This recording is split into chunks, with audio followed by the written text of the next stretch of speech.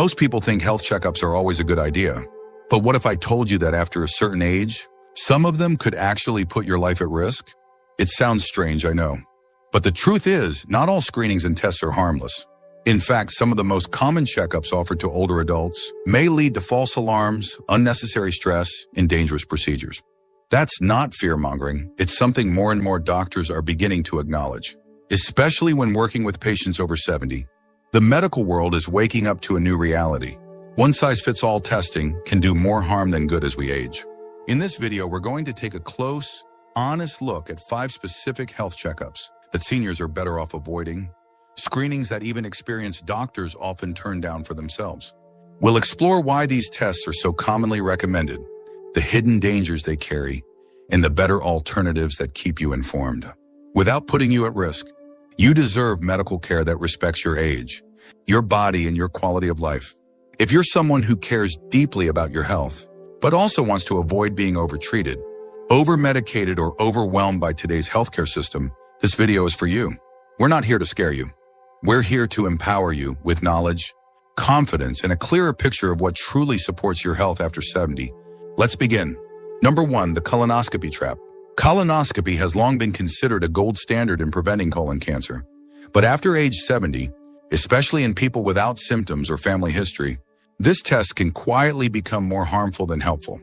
What was once a life-saving screening in your 50s or 60s can, past a certain point, turn into a source of unnecessary risk, stress, and even hospitalization. Why? Because the procedure itself is no small matter.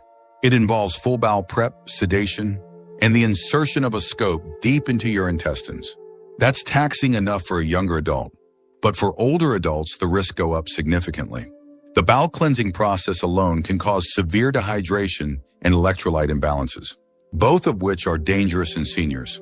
And the sedatives used during the procedure can linger longer in an older body, leading to confusion, dizziness, and an increased risk of falls. But there's something even more concerning. Many older adults, especially over 75, are subjected to follow-up surgeries or treatments after a colonoscopy finds small polyps that may never have caused harm in the first place. These slow-growing abnormalities often take 10 to 15 years to develop into anything serious. And for someone in their 70s or 80s, those years may never come into play. Yet the discovery creates fear. It sets off a chain of procedures, biopsies, repeat scopes, even partial bowel removals, all in the name of prevention. But when the risks of these interventions outweigh the benefit, prevention becomes harm. Here's an example I'll never forget. A friend of mine named George, 82 years old, active and sharp as a tack, was talked into getting a routine colonoscopy, even though he hadn't had any digestive issues. During the prep, he became severely dehydrated. After the procedure, he was groggy and confused, fell at home that night, and fractured his hip. That one test led to months of rehab, medical bills, and stress. And guess what? The scope found nothing. This isn't about blaming doctors. They're doing what they were trained to do. But medicine is evolving, and we have to evolve with it. If you're over 70 and not experiencing any symptoms, it's perfectly reasonable to say no to a colonoscopy. There are non-invasive stool tests now that are safer, easier, and effective for many. It's about weighing the true cost, physically, emotionally, and financially, of putting your body through something that may not actually help. We must stop assuming more testing always equals better care.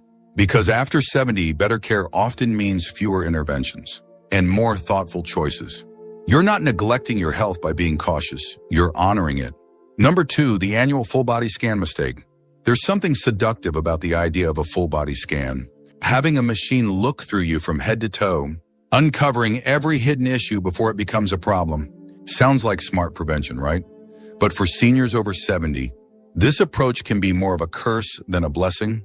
While the intention behind full-body scans may seem proactive, the outcomes they produce often set off a domino effect of fear, invasive tests, and even unnecessary surgeries that can shorten your life, not lengthen it. Let's be clear, full-body CT scans and MRIs aren't your typical screening tools. These are powerful technologies designed to pick up everything. And I mean everything, including harmless abnormalities that would never affect your health or lifespan. These so-called incidental findings can turn into ticking time bombs in your mind. A small nodule here, a shadow there, and suddenly You're on the merry-go-round of follow-up appointments, biopsies, and specialists, all chasing something that might never have mattered. Why does this matter more after 70? Because the older body doesn't respond the way it used to. A biopsy that would have been simple at 45 can now lead to a collapsed lung, an infection, or weeks of recovery. Even something as routine as lying still. For an MRI can be physically exhausting or painful for older joints. And the emotional toll is something many don't talk about. Seniors often carry the burden of worrying about what might be, rather than enjoying the health they actually have. Take the case of Betty, a 78-year-old woman I met during a senior health seminar. She was vibrant, walked every day, and had no complaints. But during a health fair, a mobile clinic offered her a discounted full-body scan. They found a tiny lesion on her kidney, so small. It hadn't caused any issues and likely never would. But the word lesion was enough to ignite panic. Within a month, she was in surgery. The aftermath, months of recovery, a drop in energy, and lingering complications that never quite went away. All for something that might have remained silent forever. Medically, it's called overdiagnosis. Emotionally, it's called unnecessary fear. And financially, it's draining. Full-body scans are rarely covered by insurance. Unless there's a clear reason, many seniors end up paying out of pocket, thinking they're buying peace of mind. But what they're really buying is a ticket into a system that may never stop testing. But responsibility in this chapter of life looks different. It means trusting your body a little more. It means listening to how you feel, not just what machines say. And it means recognizing that not every shadow on a screen deserves your energy or your fear. If you're still watching this video and finding these insights valuable, please comment number 2 below to let me know you're here. And if you haven't subscribed yet, I recommend you subscribe and turn on the bell so you don't miss any videos. Your support helps us continue creating good content to inform and inspire you. Now let's move forward. Number 3, the overuse of cardiac stress tests. For decades, the treadmill stress test has been considered a go-to method for detecting heart disease, especially in older adults. The logic is simple: push your heart and see how it responds under pressure. But after the age of 70, that logic can backfire in a way many seniors don't realize until it's too late. What was once a useful tool in your 50s and early 60s becomes a questionable and sometimes dangerous procedure once you pass a certain age. The reason? Cardiac stress tests in seniors often yield what doctors call false positives. That means the results may suggest you have a heart problem when in fact, your heart is working just fine. These misleading results happen because as we age, our bodies naturally change. Arteries stiffen, blood pressure fluctuates more, and electrical patterns in the heart shift, none of which necessarily indicate disease. But the stress test doesn't know that. It just sees something unusual, which can trigger a cascade of fear and further testing. And that cascade, it can include angiograms, catheterizations, and in some cases, even stent placements or bypass surgeries, all of which come with real risks. For seniors, those risks aren't minor. We're talking about bleeding, kidney injury from contrast, dye, and dangerous drops in blood pressure. Surgeries become harder to bounce back from, and complications multiply. What starts as a simple treadmill test can end with you in a hospital bed, wondering how it all happened. Let me tell you about George, a 74-year-old retired bus driver. He had no chest pain, no shortness of breath, no fatigue, just a routine physical where his doctor, just to be safe, ordered a stress test. The results came back borderline, and the next thing he knew, he was being referred to a cardiologist. Fast forward 3 weeks, he was undergoing an angioplasty for a blockage. That hadn't caused a single symptom.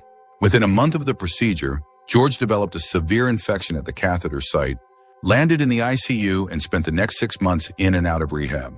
His quality of life has never fully recovered. Now ask yourself, was that treadmill worth it? The truth is, many leading heart specialists and geriatric associations now recommend against routine stress tests in asymptomatic older adults. They agree that if you're not having any symptoms, no chest pain, no shortness of breath, no unexplained fatigue, there is often no benefit and significant potential harm. That's especially true when your goal is not to live forever, but to live well. Psychologically, there's something very persuasive about the idea of checking your heart. The heart feels central to who we are. It's the drumbeat of life. So naturally, we want to make sure it's healthy. But here's where wisdom comes in. Healthy aging isn't about chasing every tiny potential problem. It's about listening to your body, maintaining your independence, and avoiding the kind of medical overreach that can take more than it gives. That doesn't mean you should ignore your heart health. Far from it. But instead of jumping onto the treadmill at your doctor's office, focus on the fundamentals, daily walks, balanced meals, staying socially connected, and managing your stress. Those are the things that truly support your heart after 70. Not machines, not wires, not tests designed for people half your age. What we need more than anything in this season of life is discernment. The courage to say no to something just because it's available. The wisdom to understand that not every test is a gift. And sometimes declining a test is the most life-affirming decision you can make. Number 4, the pitfalls of routine colonoscopies. There's something unsettling about the idea of colon cancer. It sneaks up, often with no warning signs, and by the time symptoms appear, it can feel too late. That's why for years, colonoscopies were praised as one of the most important preventive tools in modern medicine. But here's the reality many people aren't told after a certain age, particularly beyond 70, the risks of colonoscopies often outweigh the benefits. And for some seniors, this test can cause more harm than good. Let's start with the procedure itself. Colonoscopies require full sedation, and for older adults, anesthesia carries serious risks. Your liver metabolizes medications more slowly as you age, and your brain becomes more sensitive to the effects of sedatives. That's why older patients are at greater risk for something called postoperative cognitive dysfunction, a fancy term for lingering confusion, memory issues, and brain fog that can last for weeks or even months after the procedure. Then there's the bowel prep.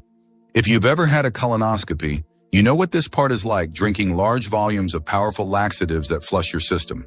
But for seniors, that process can be dehydrating and disruptive.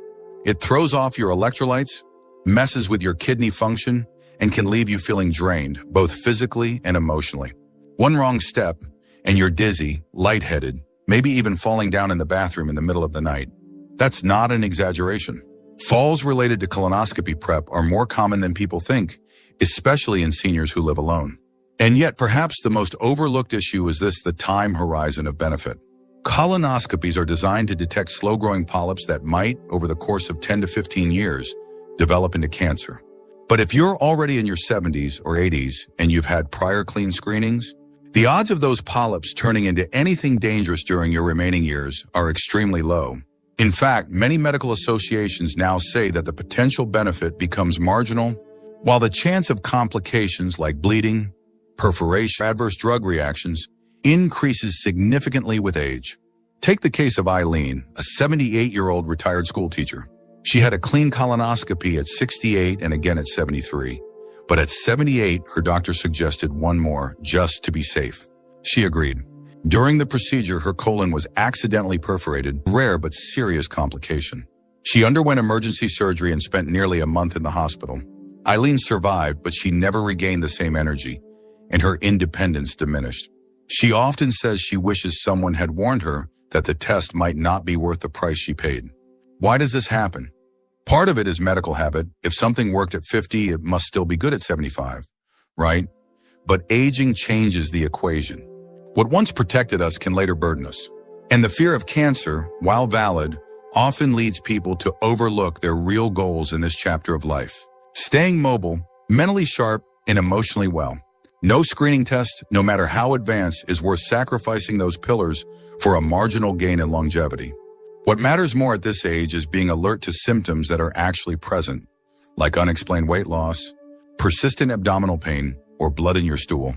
In those cases, yes, investigation is absolutely warranted. But in the absence of symptoms and with a good prior screening record, a routine colonoscopy may not only be unnecessary, it may be dangerous. This is where we must reclaim our agency. Being informed means understanding the trade-offs, not just accepting procedures because that's what you're supposed to do. Your body has earned the right to be treated with care, not subjected to risks that no longer bring proportional benefit. If you're still watching this video and finding these insights valuable, please comment number 4 below to let me know you're here. And if you haven't subscribed yet, I recommend you subscribe and turn on the bell so you don't miss any videos. Your support helps us continue creating good content to inform and inspire you. Now let's move forward. Number 5, overuse of routine cardiac stress tests. There's something about heart disease that makes it feel like a ticking time bomb. You hear stories of someone who seemed healthy one day and then suddenly collapse the next. So it's only natural to want to catch any issues early.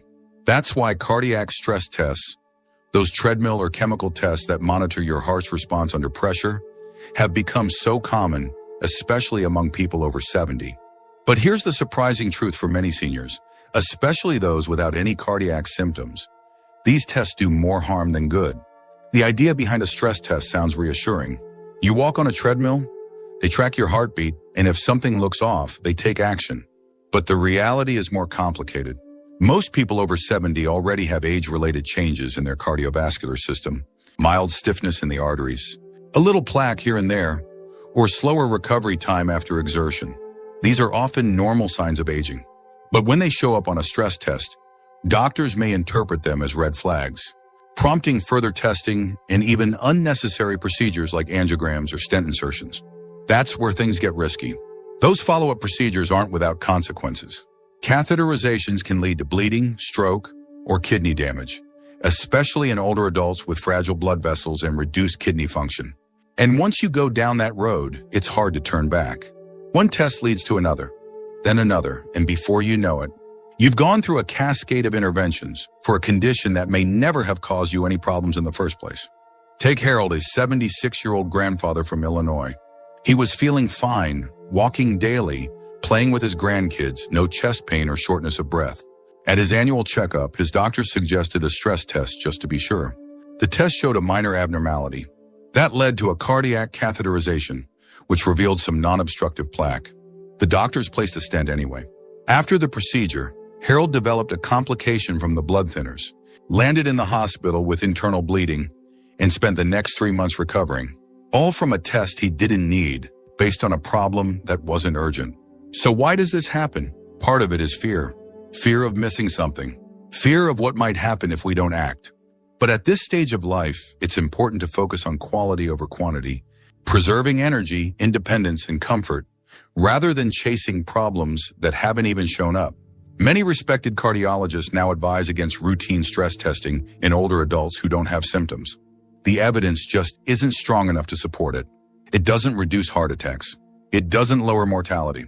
And for those without active signs like chest discomfort, shortness of breath during minimal exertion, or dizziness, it's not only unnecessary, it's potentially dangerous. The smarter path is symptom-based care. If you're having changes in how you feel during activity, fatigue, pressure, a racing heartbeat, then yes, evaluation makes sense. But if you're feeling steady, sleeping well, and staying active, your body's already telling you a more accurate story than a machine can. As we age, we must shift from aggressive intervention to thoughtful observation. It's not about giving up, it's about living wisely. You don't need to fight every possible disease. You need to protect your time, your clarity, and your dignity. Final thoughts. Growing older doesn't mean growing helpless. If anything, it's the time in life when we're finally wise enough to question the system, to slow down and ask, is this really for me? You see, in a world that glorifies more checkups, more screenings, more pills, sometimes the bravest choice is doing less. And not out of neglect, but out of deep understanding, out of knowing your body, your values, and your goals at this stage of life. Healthcare in your 70s and beyond shouldn't be a conveyor belt of automatic tests and impersonal routines. It should be a conversation about what matters to you, how you want to live, and what risks you're truly willing to take. Blindly following protocols designed for younger bodies can rob you of energy, peace of mind, and even years off your life. Not because the doctors mean harm, but because they're trained in a system that often chases disease instead of honoring health. If this video made you think twice, if it gave you a new lens to see your health through, then it's already done its job. And remember, saying no to certain tests doesn't mean you're ignoring your health. It means you're being deliberate. You're weighing the benefit against the burden. You're recognizing that not every test leads to clarity. Some lead straight into the maze of overdiagnosis, anxiety, and unnecessary treatment. So take ownership. Talk openly with your doctor.